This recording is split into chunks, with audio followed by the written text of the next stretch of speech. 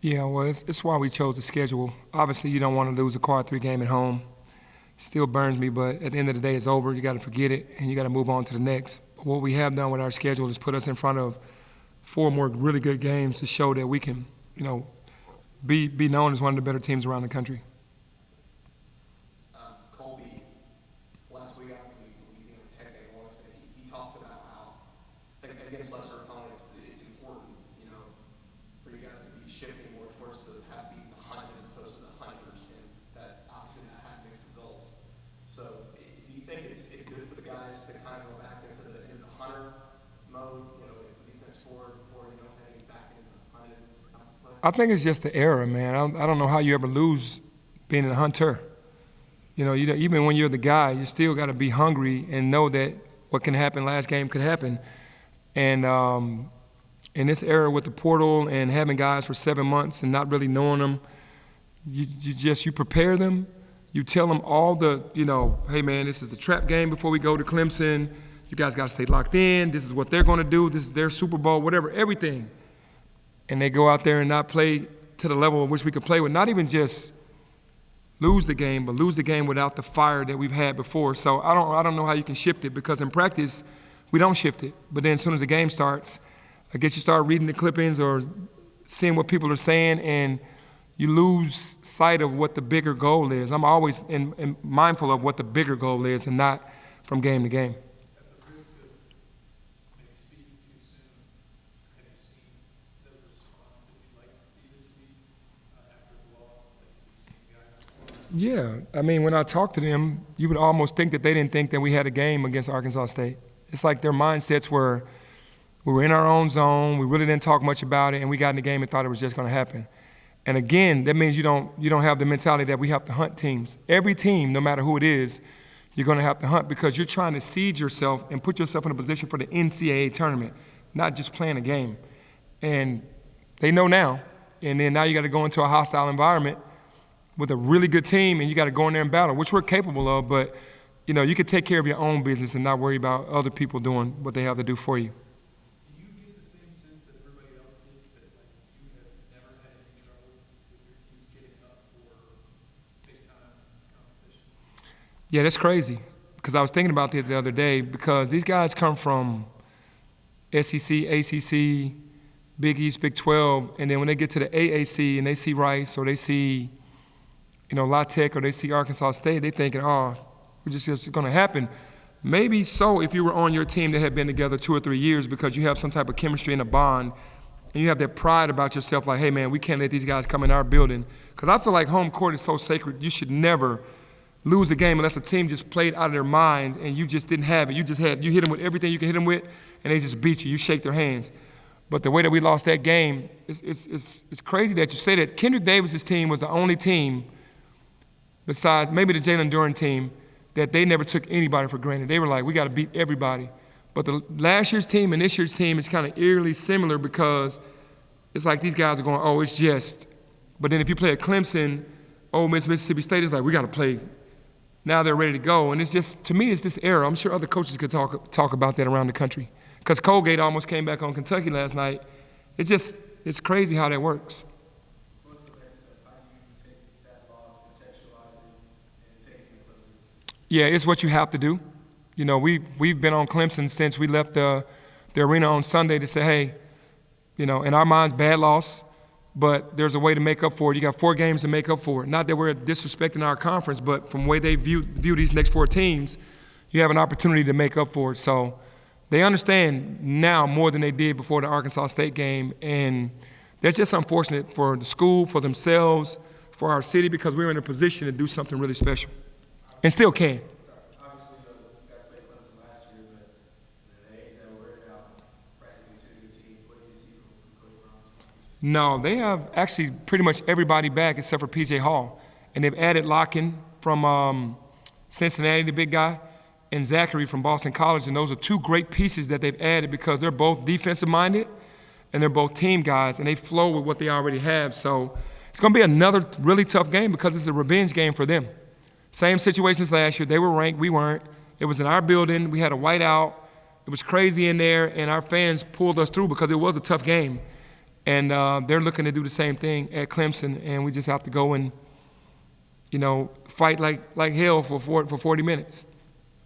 Speaking of change, I mean, obviously, you guys have gone through lots of changes in the past year or so, new players and what have you. But one thing that hasn't really changed from this year to last in a negative way is the three-point defense. It was a pretty consistent problem throughout all last season that you guys never really figured out, and it's kind of been the same this year so far. So, what have you kind of seen, whether it's during film sessions or on games or whatever, that's kind of causing those overlooks to happen, and what's the solution there, if there is?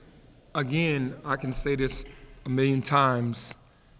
The schedule that I put together really isn't favorable for a really new team. You want to go through a war with a team that you've had before because they know each other. What's happening is defensive assignments are being missed, not intentional, it's just the guys in the rotations. Sometimes they get confused. They have to detox everything from their old schools that they've been. Maybe guys have been to 4 different schools, 3 different schools, and you think it'd be easy because we give the script and we go through it and they have it in practice, but once the game starts, we knew Al Green was a shooter at La Tech. He still got 5 threes. We saw he made 5 threes against Southern.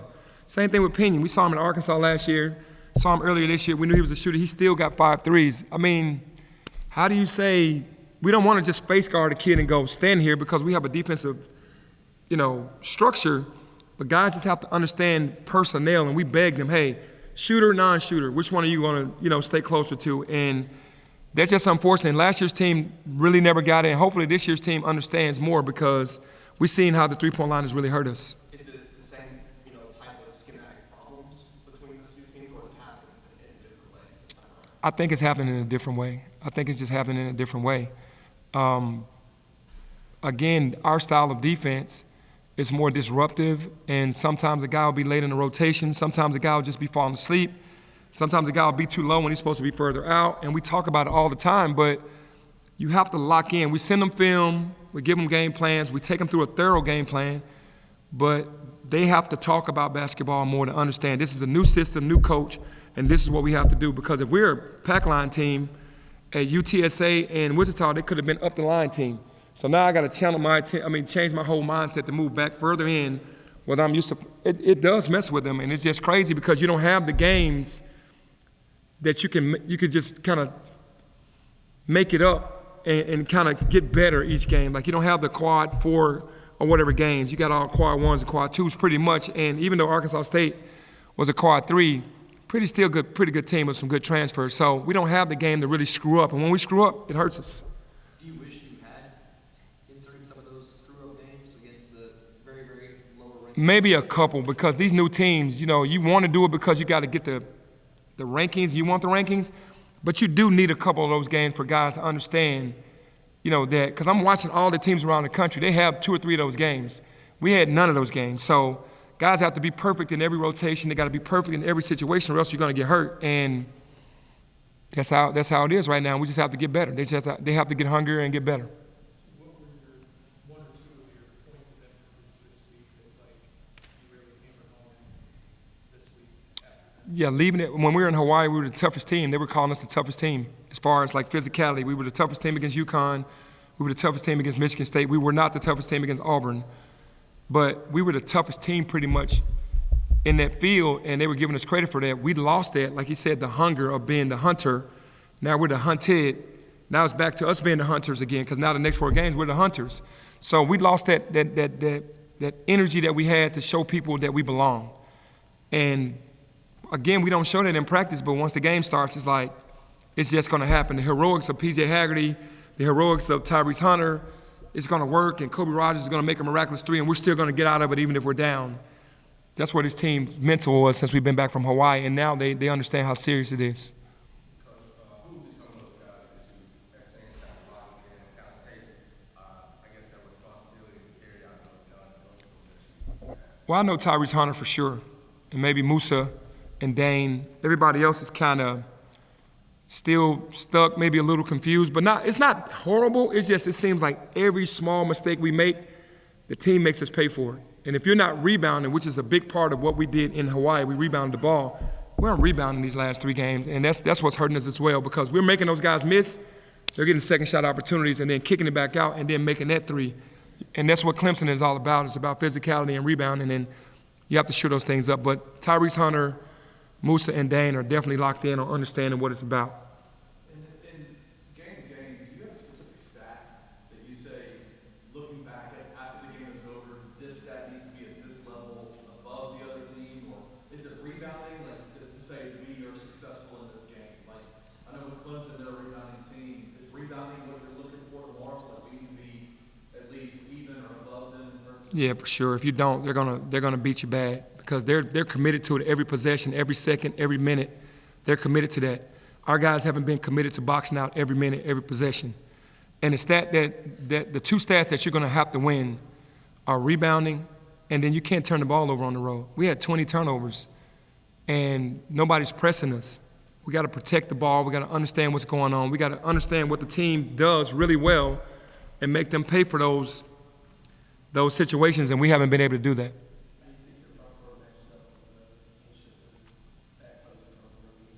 Yeah, I think our front court can match up, but I love Ian Shefflin, man. He's just a guy that just goes all out every possession. He's not going to wow you with athleticism.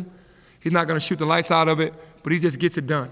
He is unbelievable, man. And you got Chase Hunter in his 6th year. I know I'm going to the backcourt now, but you got a 6-year player in Chase Hunter. He's hungry, but Locken really works well with Shefflin because P.J. Hall had to teach Shefflin how to do it, and now Shefflin is teaching him how to do it. So their front court is relentless, and Dane and Musa and Nick are going to have to be on top of their jobs tomorrow.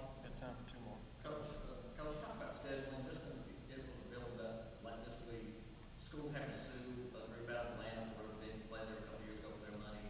That impact maybe future schedulings, like what tournaments, what events y'all might do business with? Not really. I think there might be a one-time incident because I haven't heard it happen to other schools. I didn't even hear about what you're talking about now, but that's unfortunate if a team went to a tournament and didn't get the money for it because, NIL is tough and teams need the money. So it's just one of those things. But hopefully they'll, reconcile or make it work and get better from it. Yeah, apparently it's good school. 57 classes. How much of a season-defining stretch do you think it's going to be? I'll have to be smart about this when I say this because it's four really good games for us to show the writers in the nation who we are before we go into conference because they do not respect one team in our conference, which is unfortunate. UAB had it before the season started, the respect, because they were the tournament team with FAU, but then they started off so slowly and lost some bad games. So now they're looking at our conference like it's just Memphis, which it really isn't. But these next 4 games are pivotal for us, to me, for seeding and positioning yourself for NCAA and not having to win conference tournament to get into the NCAA. Because for me, if you just have to win conference, then you're going to get an 8 or 9 seed. They're not respecting our conference. Then you play a pretty good team the first round, and you play the number 1 overall seed the second round. So the last 2 times we've been in the tournament, it was Gonzaga and Portland. And if we beat FAU, it would have been Purdue, but they got beat, in the first round the year that FAU beat us. So it would have been Purdue, and it would have been Gonzaga. So for us, we want a 4 seed or higher to put us in a position where we can have a couple games where we can. That's how most of these teams get to the Sweet 16 every year, Gonzaga. They're ranked high every year, no matter what team they have. They can win 1 or 2 big games and then just win their conference, and they're going to have a 2 or 1 seed. Well, that gives you an advantage once it gets to the tournament. We have to be at 8 or 9 if we win our conference. You just win our conference, you're going to be 8, 9 or lower. You're not going to be high. And you end up playing a really good team the first round and the number 1 overall seed the second round. And that's not what we want. So these next 4 games, to me, are for seeding in the NCAA tournament because that's where we want to be. So is that what you feel like that's the calculus for you in terms of these non-conference schedules, or these non-conference games, is trying to get, because y'all can win the conference Yeah, for sure. every year. Yep. It's going to be, there's a cap, kind of 8, 9 seed. Yeah, where other teams are looking at it like we're going to play some non-conference games to get us ready for conference, but conference is it. For us, the non-conference is it. Even though we have faltered in conference. For whatever reason, we have not just dominated conference like Cincinnati did, like Houston did, which we have to get better at. And I think it'll help us having P.J. Haggerty and Kobe Rogers who have been in the conference and know how it is. But our non-conference is everything to us for the nation. Now, obviously, you want to be the best team playing in March, April, but they just don't respect our conference enough. We don't have that luxury to be like, okay, non-conference was just, now we can go and win conference. You just don't want an 8 or 9 seed. And if you do, you have to deal with it.